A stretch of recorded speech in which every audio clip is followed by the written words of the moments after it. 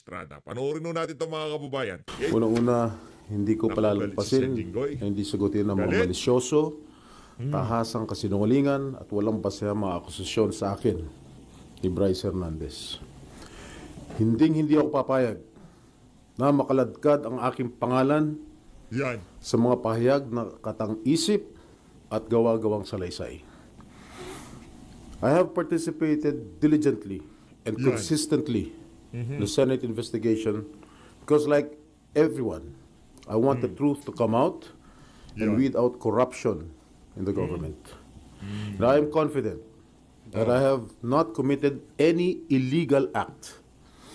If Mr. Hernandez truly stands by his allegations, I challenge him right now Nako po. to take a lie detector test with me.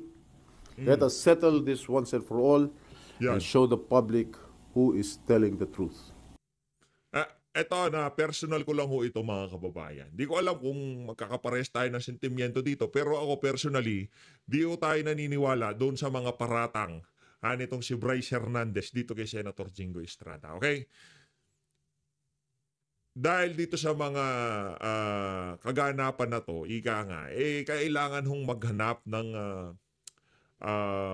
mababanatan itong mga congressman na to dyan sa Senado. At ang nakita ho nilang pinakamadaling pagbintangan o mailink dito sa korupsyon sa Bulacan Engineering District, itong si Senator Jinggoy at itong si Senator Joel Villanueva. Maliban ho kasi sa dalawang senador na yan, mahirap hong ilink ika nga itong si Senator Alan Peter Cayetano, Senator Chis Escudero, di ba? Itong si Senator Jinggoy, meron ho siyang history. Diba? Meron ho siyang history doon kay kasama ho siya doon sa Napoles, ika nga, diba? Nakulong silang dalawa nitong si Bong Revilla.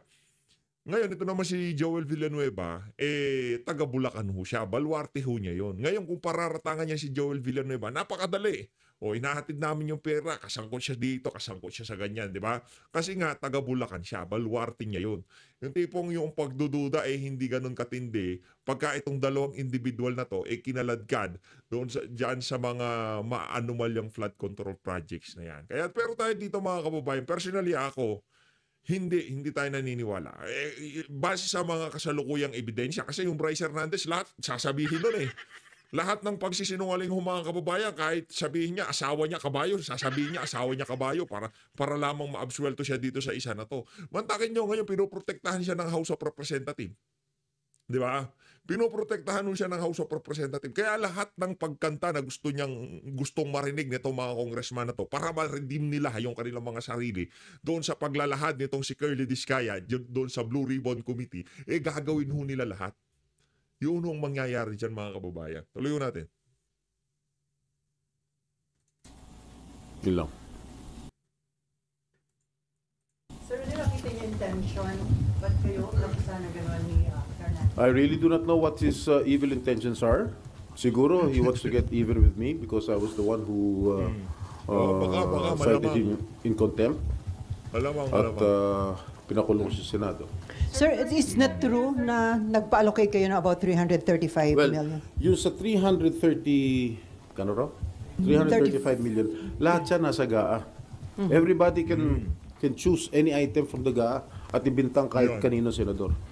Yan. So wala kayong Sige. ganung pina-allocate? Isang malaking kasinungalingan ng mga pinagsasabi niya patungkol sa pagbabako ng mga proyekto. Sir, what do you Nako think po. of it? Yung paulit-ulit na yung sinasabi na hindi kasi Galit na si Sen. Jinggoy. alluding to kahapon sa nangyayaring biruan nyo. Well, yung biruan lang ni Senator Marcoleta sa akin. Well, nung sinabi niyang safe ka, alam ko naman biro niya, pero in the eyes of the public, parang it was uncalled for. That's why I resented his statement. Ba't sa house kayo paulit-ulit sinasabi ni Bryce na hindi Well, siguro kinuha lang niya yung kahapon yung pagbiro ni Senator Marcoleta sa akin. Yung biro pa ni... Hindi, yan talaga si Senator Rodante Marcoleta. Palabiro talaga yan. Kaso yung biro niya kahapon dito kay Senator Jinggoy, medyo ika nga nag-backfire. Kasi kung inyong titingnan mga kababayan, noong itinalaga bilang Blue Ribbon itong si Senator Rodante Marcoleta, isa yan si Jinggoy Estrada sa mga ika nga dumipensa doon sa aksyon na yun ni Chis Escudero na gawing Blue Ribbon chairperson itong si Senator Rodante Marcoleta. Kaya naman medyo ika nga siguro sa susunod hindi na bibira ng ganun. Hindi na ganun katindi yung mga pagbibira. Nakita niyo naman, di ba? Medyo may pagkapalabiro talaga itong si Sen Dante. Kaso yung isang biro niya na yun, ika nga talagang pinick up ng mga media. Autos Place eh. Pagkasabi na gano'n ni Senator Rodante Marcoleta, lahat ng pahayagan, in-splice kagad nila yung video tapos yun lang ang pinalaman. Pambira, oo. Ayun natin. Napanood niyo yung A little bit. anong unang alam niyo, sir? Parang napamura kayo or what? No, naggalit talaga ako. Talaga napamura ako. Napakasinungaling nitong taon to. Because first of all, hindi ko siya kilala. And I have never met that guy. Just common sense. Will you think I will be actively participating in this investigation na nandun siya, nakilala ko siya, nagbibigay siya ng pera sa akin? That's common sense. I should have abstained from that hearing, from this hearing. Sa maniwala ako kahit sa hindi mga kababayan, lahat ng gustong marinig ng mga congressman na yon, sasabihin noong ano na yon, noong Bryce Hernandez na yun. Maniwala ako kayo. Lahat ng gustong marinig ng mga congressman sasabihin niya para lamang maabsuelto siya dito sa isa na to. Kasi kita nyo naman ng mga kababayan, district engineer kayo, makakapagpatalo kayo ng daan-daang milyon sa casino. Nakananto ka, ano pera? Piniprint mo, gano'n? Pambihira. Ngayon, naipit na sila dito, naipit na lahat, ika nga nagkabistuhan na, tatanungin sila ng mga congressman, babasahin mo tong ano na to, itong salaysay na to, o nadiin ka na sa Senado, na-contempt ka na sa Senado, at dito mahiyayari ka pa. Pili ka lang, ano gusto mo, puprotektahan ka namin, basta ilaglag mo tong mga senador na to, o kasi ganun ho yung style nila dyan sa House of Representatives sa totoo lang. Binibetting process muna nila yung kanilang mga resource person. Ngayon, pagka medyo dispalinghado yung statement ng kanilang mga resource person, hindi ho yan isasalang mga kababayan. Hindi mo yan pagsasalitain sa mga hearing. Pagka kunyari, yung mga statement mo, kagaya nung kay General Grijaldo, di ba? Kay Colonel Grijaldo, noong merong inaalok siya ng kung ano-ano, kagaya dito kay Garma, hindi ho niya kinuha. Anong nangyari sa kanya? Di ba? Binanatan siya, kinontempt siya. O, pinagbantaan siya ng kung ano-ano. Pagkatapos siyang alokin ng kung ano-ano na, halimbawa, ito, ilang taong ka na ba? Umalay natin, maging general ka pa, bata ka pa, di ba? Ganun daw yung banat sa kanya eh. Kaya itong kay Bryce Hernandez, simple lang yan. Simple lang. Lilitsunin ka namin dito o basahin mo tong statement na to. Basic, di ba? Malakas ang loob ko dahil I did not commit any illegal act. Sir, claim niya dumaan kay, claim niya ay District Engineer Alcantara ang nagsabi. Si District Engineer Alcantara, he even denied it. Dinenay niya yung kay Senator Joel, dinenay din niya yung sa akin. Oh. Sir, kinukolekta magkakalala daw kayo nung Maynila pa. Sino? No. Hindi ko siya kilala. Sa Manila? Siguro I met him once, twice, but never an acquaintance. May picture kayo ni DPWH Engineer Alcantara, sir? Do you remember that, sir, when it was taken? I do not know. I cannot recall that event. Pero sa dami naman nagpapapicture sa akin. Right. Hindi ko naman pwede tanggihan. Kung Hindi ko drug lord, drug dealer. Huwag niyong masamain. Hindi ko pinagtatanggol si Jingo Estrada dito. Kaso pagka yung mga statement nang galing sa bulwagan ng House of Representatives, mga kababayan, ang hirap pong paniwalaan sa totoo lang. Paano nyo iimbestigahan yung mga sarili nyo? Sinasabi natin dito, ngayon si Lacson, sige, pagpalagay na natin. Pero kahit na inaabsuelto niya na itong si Marcos Jr. Dito sa issue na to, gusto pa rin natin marinig yung Blue Ribbon. Kasi kahit paano natin timbangin, lahat ng statement na manggaling dyan sa House of Representatives, especially dito sa issue ng flood control na to, hindi ho talaga kapani-paniwala. Nakita nyo kung paano yung mga demeanor ng mga congressman. Pagka yung tipong papunta na sa kanila, yung naratibo, yung pinag-uusapan, babalik na sa mga congressman. Anong ginagawa nitong si Benny Abante? Kulang na lang magwala. Diba? Talaga sila, gigil sila eh. Nakita yung ginawa niya kay anong pangalan nito? Anong pangalan nun? Yung siyang district engineer, di ba? Ano yan? Kasinungalingan yan. Ganito yan, ganun yan. Tumigil ka na, ganyan. Di ba ganun sila bumanat? Parang papaniwalaan yan. Ngayon, yung aligasyon dito kay Jinggoy, di kinakampihan si Jinggoy. Ano yan eh, binanatan nga yan nung issue ng, anong tawag dito, pinagtanggol pa nga niya si Marcos Jr. doon sa issue ng pulburonic, di ba? O, ngayon, dito sa isa na to, bakit natin sinasabi na mas ang hirap paniwalaan yung mga statement doon sa House of Representatives. Kasi mga congressman nagtatanong. Kasi yung chairperson doon si Terry Redon. Anak ng tokwa, yung amo mo, siya yung tinuturong most guilty, isa sa mga most guilty dito sa usapin na to, tapos ikaw magiging chairperson ng Impracom? Ano yung kalukuhan? Anak ng Petro Garapata. Amo mo si Saldico. Bicol Saro. Amo mo si Saldico. Tapos tapos ikaw ang magiging chairperson ng Impracom? Anak ng tokwa, lokohan. Malay ko naman kung drug lord yan o gambling lord. Hindi ko naman matatanggi kung sino nagpapapicture sa akin. Remember, we are all public figures here. Sasampahan niyo ba Yes, ng Ed. kaso si Yes, Paano sasampahan ko lang ng ang kaso yan. Anong kaso? Sapat. So I have to talk to my lawyers. Will you confront Yari, him sa naloko na. next hearing na If he's here, he's seeking refuge in the house already. Doesn't want to come back here. sa PNP Custodial Center na daw siya? I do not know. Ayaw na daw bumalik ni Bryce. Ayaw na pa bumalik siya. Baka gulpuhin mo. Hindi, pero kung ako, di ba? Anak ng toko, hindi nga kita kilala nung... Yung tipong gigil ka agad eh. Oo. Agreement, Speaker. I do not know. Well, if he's going to be invited or subpoenaed here, then I will confront him. Yan, sinasabi ko. Pero sir, Senator Jinggoy matapang. sir, na meron kayo talagang pa-allocate ng pondo sa Bulacan or wala? As I mentioned earlier, lahat yan, line item yan, nasa GAA. Anybody can choose those line items at bintang sa mga senador. Pero hindi kayo nagre-release sir ng budget? No. Wala? No. Ever? No. So, ni-check niyo na, sir, yung GAA na wala kayo doon na... Yes, I think so. I told my staff to check on it. Pero sir, saan siya papunta? Yung I really do not know kung anong intention itong si Bryce Hernandez. Ang feeling ko lang talagang he wants to get even with me because I was the one who cited him in contempt.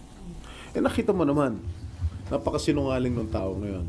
I asked him kung siya yung Marvin de Guzman, alias dun sa, ginagamit niya alias dun sa paglalaro sa casino. O didinay niya, mukha niya yun nandun. Ang laki-laki magpatalo sa casino niyan.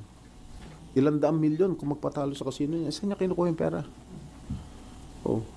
Kaya ako naniniwala ako, kahit siguro may ghost project itong Sims Construction, naniniwala ako na totoo lahat ng sinasabi nito eh.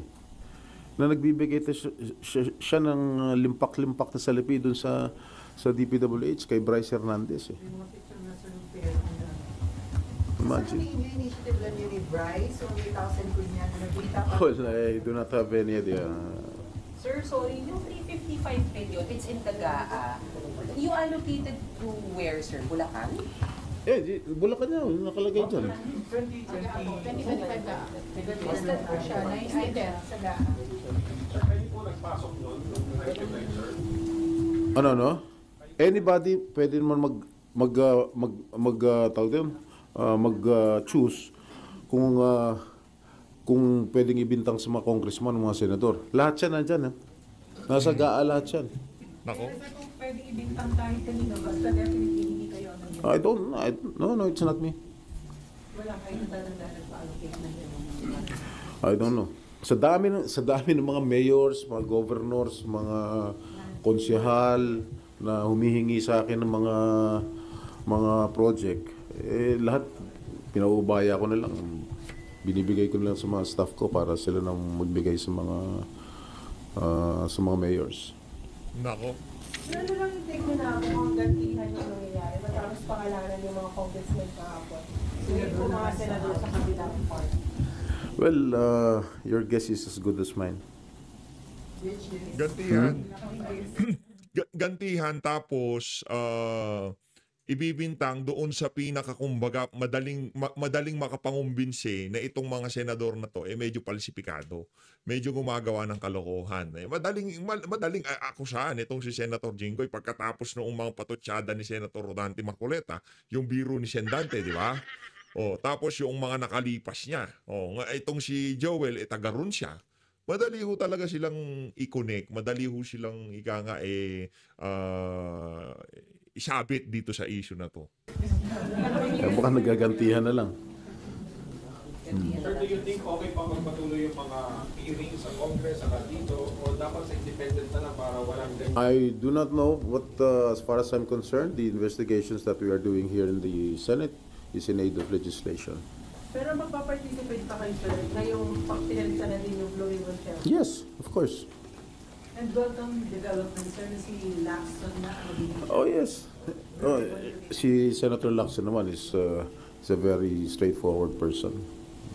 He's incorruptible. Sir, you be part of the minority na po. May minority leader na po ba kayo pag-usapan? Yes, Sip si lang sabihin. Senator Alan. meeting na lang. So walang intention lumipat sa majority, sir. Not as of this moment. Sir, sino-sino kayo sa minority? Siyam. All sir, yun lahat ng bumoto kay Senator Soto. Lahat yung mga hindi bumoto. Ako, Senator Bongo, De La Rosa, Padilla, Marcos, Escudero, Villanueva, Marcoleta, and Alan Peter. Ako, sir, siya, minority leader. Si Senator Alan, yeah. Sino deputy minority? I think si Senator Marcoleta. Ano po yung committee na in-offer po sa minority? Oh, wala pang in-offer. Sir, daw, Committee on National Defense, ibibigay na kay Senator Roque. Hindi ko alam. Maybe. That's the, yan ang prerogative ng majority. Wala kang hindi na committee. Wala ko. Siyempre, I've been with the minority since I entered the Senate in 2004. I was a member of the minority then. Si Senator Nene Pimentel pa ang aming minority floor leader. Siyempre, lahat yung mga leftovers ng majority binibigay sa minority. Ganun talaga. Bagong minority bloc, paano mo i-describe? Hindi naman magiging obstructionist. No. We will cooperate. We will cooperate with the majority. Sen, na lumantad din sa hearing. Sen, lumantad din po sa hearing ngayon sa House na may convo po si Vice Fernandez with a certain Beng Ramos. Okay. Yung convo po is about nyo sa kukunin niya yung pera. For the record, meron po ba kayong staff? I do not have any staff named Beng Ramos since I entered the Senate. Okay? That's for sure. She's a staff of the Blue Ribbon Committee. Beng Ramos. Staff siya sa Blue Ribbon Committee. She was never my staff in my office. And I never authorized her at kahit sino man. So pwedeng ginamit lang. Ginamit lang siguro. I don't know what her intention was. You can check my records in the Senate. Since 2004, when I first entered the Senate, up to the present, wala akong Beng Ramos na empleyado. Close to you, sir. She's not close to me. Sir, sino? Wait. Oh, I must admit, naging girlfriend siya ng isang staff ko. Tapos. Ako. Paano maganda si Beng Ramos? Tingnan natin. Blue Ribbon? Beng Ramos. Plantilla sa Blue. Hanggang Yes. Ano ba yun? Yes. Ay, Oh. hindi, joke lang pala. Joke lang. Yan ka na naman PH eh. Silip-silip ka lang, di ba? Gusto ko nga, i-recommend ako ng tanggalin siya dito eh. Yari si Beng Ramos. Trabaho si Beng Ramos. o possible na siyang may transaction. Nakausap niya na siya, sir. No. Wala kayong plano, sir, na kausapin siya? Ba't ko siya kakausapin? Pero hindi pwede report sa Senate leadership. Siguro I will write a letter to SP Soto. Yan. Tsaka nakukulangan tayo sa tugon na Senado. Especially doon sa bagong pamunuan ng Senado. Kasi kung sa House of Representative lang yan, kahit sinong mabanatan doon, talagang sila, napaka mainitin yung ulo nila at kunyari binanatan itong isang congressman na to. Lahat sila parang mga kuyog. Unless na lang kung yung isang congressman nanonood ng online sabong, iba usapan nyo. Talagang dahil masisira sila doon, ilalaglag nila yung isa na yun. Pero dahil dito, napakaraming mga high-profile congressman yung nakaladkad doon sa tawag dito, doon sa pagsasalita ni Curly Discaya sa Blue Ribbon. Lahat po sila ngayon naglulundagan. Sobrang protektado ho nila yung kanilang mga kasamahan. Sa Senado, wala. Anak ng toko. Wala nagsasalita. Kaya ako lang nagsasalita para kay Sen Jinggoy. Di ba, Sen? Ako lang magsasalita para sa'yo. Ako naniniwala ako na yung sinabi ni Bryce Hernandez, mas maniniwala ako kanino ba ako maniniwala sa inyong dalawa? Kanino ba ako maniniwala sa inyong dalawa? Yan ang tanong dyan eh. Sinong mo nagsasabi ng totoo? Pero tayo tatanungin, dahil yun ang galing sa House of Representatives, mas maniniwala ako dito sa binibiro ni Senator Marcoleta. She claims that she's my staff? Did she claim that she was my staff? Hindi, ganito Sen Jinggoy. Ang gawin mo, kasuhan mo. Kasuhan mo na as soon as possible. Di ba? Para talagang magkita kayo sa korte, ika nga. Si Bryce. O, kita mo sinungaling yung hayop na yan. Galit na. Saan ang proof niya na staff ko yung Beng Ramos? Nuno ng kasinungaling yung hayop na yan. Pero sir, itong si Bryce, kakilala mo na siya ever? I never met that guy. Hindi ko kilala yan. I never met him. Si Henry Alcantara, according to him, he was the deputy engineer sa Manila under division chief, under division head during the time of my dad when he was mayor of Manila. At si Engineer Robert Bernardo, he was the city engineer of the city of Manila at that time. Pero hindi niyo nakilala? Well, no, he's not my acquaintance. Yung sinasabi ni Bryce na nagpupunta siya sa mga birthday parties ko, may pinakita siyang litrato kasama si Secretary Laguesma. Lahat nung inibita ko ng birthday ko, mga 60th birthday ko, inibita ko lahat yung mga cabinet members. Not only si Secretary Laguesma. Siguro sumabit siya sa isang kaibigan, alam mo naman, ganun ang Pilipino, sabit-sabit. Sa picture. So, you're confident, sir, na hindi maniwala yung public sa nagkakalit? Of course, I'm confident. Napakasinungaling yan. Kita mo. Sa investigasyon lang kahapon, sa Senado, lahat Yan. pointing at him, towards him. Nung in-interrogate ko siya tungkol sa mga talo niya sa casino, yung ID niya sa casino, dinideny niya. Lahat dinideny niya. Pero may record ang Blue Ribbon Committee, may record si Senator Marcoleta yung mga losses niya sa casino. Sir, dito sa mga naging development dito, Sinungaling talaga yan si Bryce. Maniwala ako sinungaling. ng House and Senate about anomalous flood control. Alelen? Ano nakikita niyo kainat na? Did this Well, sana may makulong talaga. Ako, I really want to ferret out the truth. That's why I am diligently attending the Senate hearings in the Blue Ribbon Committee. Gusto ko talaga malaman ang buong katotohanan at sino talagang main culprit. Sino talagang ang Pinakamisabit. demonyo nagpasimuno nito. Ano naman ako sinabi mo Sen Jinggoy? Maybe tomorrow kasi magpi-privilege speech si Senator Ping in San Joel. Maybe kasi dalawa-dalawa na. Maybe tomorrow. Sir, nagkausap mo kayo ni Senator Joel about this? Kasi medyo pareho kayong kapangalanan niya sa Bryce. Hindi pa kami nagkakausap. Thank you. Meron pa. Di pa tapos yan eh. Wala na ba? Wala na. Ayun na nga mga kababayan, doon na natapos ang press con nitong si Senator Jinggoy Estrada. Kasunod ng pagsasalita nitong si Bryce Hernandez diyan sa Infracom. Na kung saan tinuturo itong si Senator Jinggoy na isa daw sa mga senador na tumatanggap ng payol. Bira.